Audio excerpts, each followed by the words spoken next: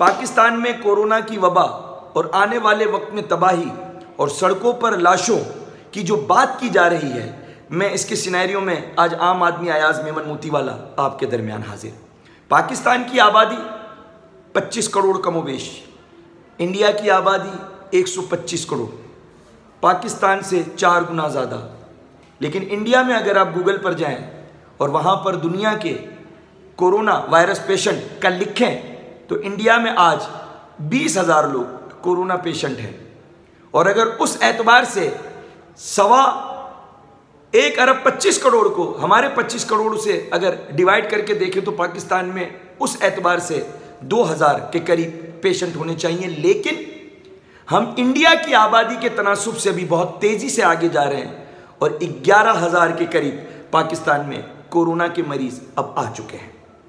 वफाक ने जो फैसला किया है, इमरान खान की हुकूमत अगर चाहती तो आपसे मैं ये मुखातिब होकर आपके इल्म में लाता चलूं कि पाकिस्तान का G8 और IMF का जो कर्ज आगे अगले साल या 2 साल के लिए शेड्यूल कर दिया गया है तो ये कोरोना होने की वजह से 1 अरब 39 करोड़ डॉलर अगर IMF ने और वर्ल्ड बैंक ने दिए हैं तो वो पाकिस्तान में कोरोना के होने की वजह से और कोरोना से मुकाबला करने की वजह से। तो अगर हुकूमत वक्त चाहती तो दुनिया से और कर्जा ले लेती। वैसे भी कर्जा लेकर, करप्शन देकर पाकिस्तानी कौम को 5 बुनियादी हुकूक, साफ पानी, सेहत, सफाई, तालीम, रोजगार ना देकर जहनी मरीज बनाकर दुनिया के माल का खरीदार और हमारे कुदरती वसाइल पर डाका डालने के लिए तो हमेशा गामजन और काम किया गया और हम गुलाम रहे और ये हम पर मुसल्लत रहे।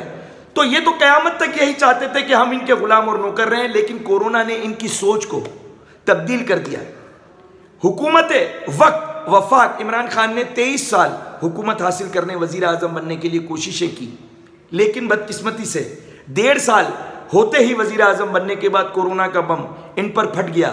यानी इसका तो मतलब यह हुआ कि एक गधे ने कुर्सी पर बैठने के लिए गर्दन से कुर्सी उठाने की कोशिश की और उसकी गर्दन जो है वो कुर्सी के अंदर फंस गई। तो ये परेशानी के आलम फिर इमरान खान ने हमारे जो सेहत के निज़ाम में तबाही, गुर्बत, गरीबी, मुफलिसी, लाचारी, PIA, रेलवे की तबाही और करप्ट सिस्टम के होने की वजह से जो हमारे यहाँ बेअक्ली और कम शऊरी अवाम के अंदर है, तो इसको देखते हुए हुकूमत वक्त ने एक फैसला किया जो मैं आपको अब बताने जा रहा हूँ कि पाकिस्तान को, इनको किसी ने बताया है वफाक को कि अगर पाकिस्तान को बचाना है, अगर भूख अफलासी बढ़ी तो लोग सड़कों पे आ जाएंगे, हुकूमत को गालियां देंगे। तो गालियों से बचने के लिए और अवामुन नास को सड़कों पे ना आए, इसके लिए इनको किसी ने मशवरा दिया कि हार्ड इम्यूनिटी की तरफ चले जाएं। हार्ड इम्यूनिटी का मतलब ये होता है कि आप दुकानें, कारोबार खोल दें, जिंदगी को इसी तरह से रवा दवा रखें, जो भी कुव्वत मदाफियत कम होने की वजह से मर जाएगा वो मरने दें, जो बच जाएगा फिर वो जब जिंदा रहेगा तो हम उस पर हुक्मरानी हाकिम बन के उनको गुलाम बनाकर कयामत तक इस मुल्क को चलाते रहेंगे। वरना कर्ज ले रहे थे 1 अरब 49 करोड़ डॉलर और दुनिया से कर्ज ले लेते, हमारी जमीनें बेच देते और लॉकडाउन करके डॉक्टरों के लिए इक्विपमेंट, आवाम के लिए रोजगार के लिए बंदोबस्त कर लेते कर्ज देने की सूरत में या हेल्प करने की सूरत में। लेकिन इन्होंने वो तो करना नहीं। उससे आसान तरीका यह है कि इन्होंने अचानक, आपने देखा ताजिर बरादरी के रहनुमाओं की, मैं पाकिस्तान में और कराची में ये मिसाल दूं कि ये वो होम्योपैथिक की दवा है कि इनसे ना नफा है ना नुकसान है, लेकिन आज इन ताजिर रहनुमाओं को अचानक नमूदार कर दिया। कभी किसी ने चेहरे भी इनके नहीं देखे होंगे, अब तो टीवी चैनलों के अंदर इनकी ब्रेकिंग न्यूज़ें आ गई। और देखा जाए तो ये वफाक के कहने के ऊपर उलमा हजरात खुद 50 साल के हैं, 50 साल से ज़्यादा हैं, तो इसलिए ये घरों में रहेंगे। लेकिन इनसे कहा गया कि आप मस्जिदें खोल दो, ताजिरों से कहा गया दुकानें खुलवा दो। अब जब ताजिरों के कहने पर ये सिंध हुकूमत पे जोर डाल रहे हैं, दुकानें खुल गई और मस्जिदों में लोग नमाजें पढ़ने चले गए और ये वबा फैल गई। और मई और जून के दरमियान ये वबा जब अपनी पीक पे आ जाएगी तो सड़कों पे लोगों की लाशें मरी हुई मिलेंगी, पड़ी हुई मिलेंगी, लोग अपनों को खो रहे होंगे और भूख को तो भूल के फिर ये कोरोना से अपने लोगों को बचाने की जिद्दोजहद में लग जाएंगे। और फिर हुकूमत वक्त उस वक्त ये कहेगी कि हमने तो ताजिरों और उलमा हजरात के कहने पर ये सब कुछ अवामुन नास की जिद पर खोला है, हम तो मना कर रहे थे।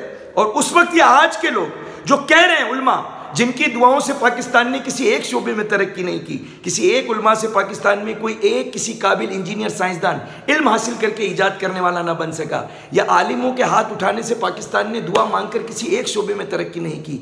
गन गटर कचरा गंदगी साफ पानी सेहत सफाई तालीम रोजगार के लिए किसी ने रियासत से अवामी हुकूक के लिए आवाज़ बुलंद नहीं की। आज ये मस्जिदें खोल कर, यानी मक्के मदीने में बंद, पूरी दुनिया में बंद, लेकिन पाकिस्तान में खुलवा कर या हार्ड ह्यूमैनिटी की जानिब ले जाकर इन फ्यूचर अवामुन्नास पर सारा मलबा आ जाएगा और हुकूमत बरियूज जमा हो जाएगी। और जब यहाँ पर सड़कों पर लाशें पड़ी हुई मिलेंगी तो फिर हुकूमत वक्त को खैरात, ज़कात, फंड, भीख, चंदा और दुनिया से हमारे नाम पर, हमारी लाशों के नाम पर कर्ज लेने में, इमदाद देने में आसानी हो जाएगी।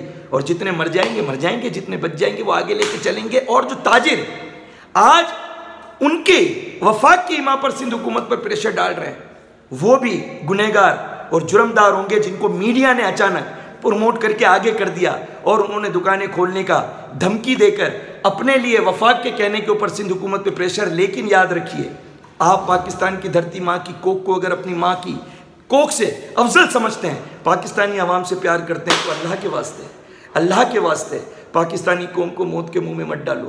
पाकिस्तानी कौम को मौत के मुंह में मत डालो। इंग्लैंड से लेके, हॉलैंड से लेके, नीदरलैंड से लेके, पोलैंड से लेके, जापान से लेके, ताइवान से लेके, अमेरिका से लेके, चाइना से लेके पूरी दुनिया की आलमी मईशतें तबाह हो गई और वहाँ पर लाशों के कब्रस्तानों में जगहें नहीं हैं। तो पाकिस्तान में तो पहले ही हम गुर्बत, गरीबी, मुफलिसी, लाचारी, तमाम इदारों की तबाही, कर्जे में डूबकर जहनी मरीज बनकर दुनिया के माल के खरीदार, उनके नौकर गुलाम और हमारे कुदरती वसाइल पर डाका डालने के लिए जानबूझ के स्क्रिप्ट 40 सालों से जहनी मरीज बनाए जा रहे हैं। और आज अगर ताजिर बरादरी के कुछ रहनुमाओं ने आ करके और जो मस्जिद खोलने वाले जो आलिम हैं उनके कहने के ऊपर अगर यहाँ पर लाशें बिछ गई तो कल को हुकूमत तो बरियूज जमा हो जाएगी। लेकिन आज इनसे जो भी ये दुकानें खुलवाने और मस्जिदों में नमाज पढ़वाने की बातें कर रहे हैं, अल्लाह के वास्ते ये फिर इनसे लिखवा लेना, हल्फनामा जमा करवा लेना कि फिर 302 की FIR है। क्योंकि कल को अगर ये ताजिर गायब हो गए, ये उलमा गायब हो गए और ये कहेंगे हमने तो कहा था कि SOP पर अमल करके आपने करना है, तो आवाम ने खुद ने लापरवाही की और ये मौत के मुंह में जा रहे हैं और ये बरियूज जमा हो गए, तो फिर लाखों लोगों की मौत का जिम्मेदार कौन होगा। तो मैं हुकूमत वक्त से दरख्वास्त करूँगा, सिंध हुकूमत आपको सलाम, आपने पूरी कोशिश की, लेकिन मैं वफाक से दरख्वास्त करूँगा पाकिस्तानी कौम को हार्ड इम्यूनिटी की जानिब ले जाकर पाकिस्तानी कौम को दफन करने के लिए कब्रों की कमी हो जाए, इस जानिब गामजन करके सड़कों पर लाशें पड़ी हों आप लोग ना करें। और अगर आपने ये खोल दिया लॉकडाउन, तो याद रखिएगा अगर जुलाई पाकिस्तान के अंदर सड़कों पर लाशें ना मिलें तो जो चोर की सज़ा वो मेरी सज़ा। पाकिस्तान जिंदाबाद, अल्लाह निगहबान, पाक फौज, पाक अवाम, डॉक्टर, नर्सें जिंदाबाद। और डॉक्टर और नर्स जो 6-6 घंटे 8-8 घंटे ड्यूटी करते हैं 95 मार्क्स और पूरी किट लगाकर, जो अपने बच्चों को, अपनी फैमिली को नहीं मिल रहे आजकल, जो अपने वालिदैन से नहीं मिल रहे, जो बच्चों के साथ रात गुजार नहीं सक रहे कोरोना के पेशेंट का ध्यान रखते हुए, वो जब सड़कों पर लाशें देखेंगे, बीमार देखेंगे और जो रश देखेंगे, तो मेरे ख्याल में फिर उनके दिल पर क्या गुजरेगी। वो भी किसी की औलाद हैं, वो भी किसी के बच्चे हैं। तो फिर यही कहूँगा हुकूमत वक्त वफाक से जल्दबाजी ना करें, थोड़ा देख लें। अगर आपके हाथ से निकल जाएगी मर्ज तो फिर हार्ड इम्यूनिटी की जानिब जाकर हमें आप कारोबार खोलने दीजिएगा, हम अपनी ज़िंदगी में वापस आ जाएंगे, मस्जिदें भर लेंगे।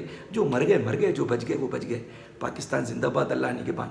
पाकिस्तानी हुकूमत को चाहिए घर घर राशन, लेकिन मैकेनिज़्म तबाह, सिस्टम तबाह, निज़ाम तबाह, अदल तबाह।